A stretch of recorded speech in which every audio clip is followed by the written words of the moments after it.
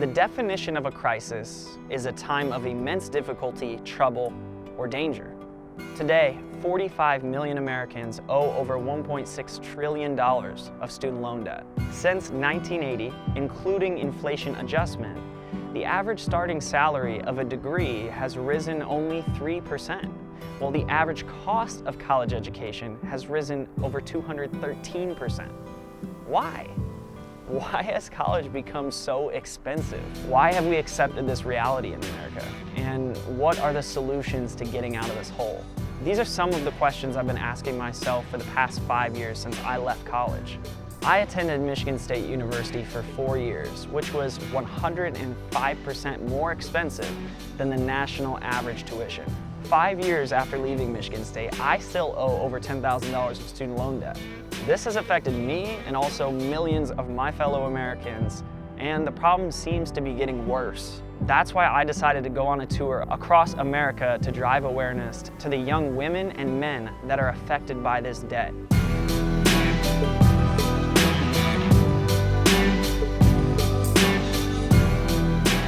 So we live in a trailer because my husband has $500,000 of school loan debt from chiropractic school. So like you can't go and get a mortgage right now? No, there's no way. There's a lot of people who are like, well, I paid my fair share, the rest of everybody else should do the same. No, there's no value in keeping people down who are coming behind you.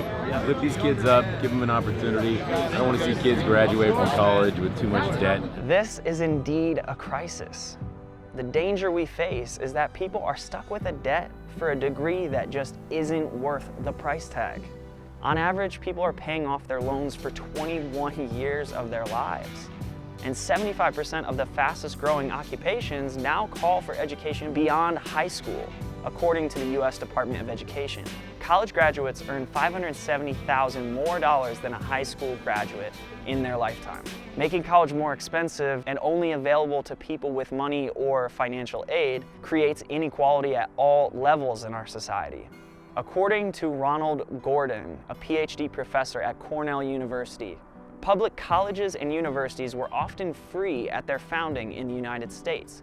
But over time, as public support was reduced or not increased sufficiently due to their growth in students and costs, they moved first to a low tuition and eventually higher tuition policy. One of our founding fathers, John Adams, said this about education: "The whole people must take upon themselves the education of the whole people and be willing to bear the expenses of it." Times have changed, and a college degree is becoming as common as a high school diploma was in the 1950s. The new standard for an educated society is a college degree. We pressure our kids to prepare for standardized tests, which inherently prepares them to get into a university. Only 2.9% of Americans 18 to 24 went to college for the 1909 to 1910 school year, compared to 41.2% in 2016 to 2017. 63% of Americans support making public colleges and universities tuition-free. We're forced into massive debt at the age of 18 in many cases. Can you get a business loan at the age of 18? No. Can you get $80,000 of non-bankruptable debt for education? Yeah. Our goal with this tour is to enlighten American people to the student loan crisis. We want to help pay off student loans, tell the story of everyday Americans plagued by debt, and change legislation to hold universities accountable to their students' success. This is not a political issue. This is an issue that every single one of us is affected by directly or indirectly. So I'm asking you to join us and our sponsor Brute as we travel the country collecting student loan debt on the Student Debt Destroyer.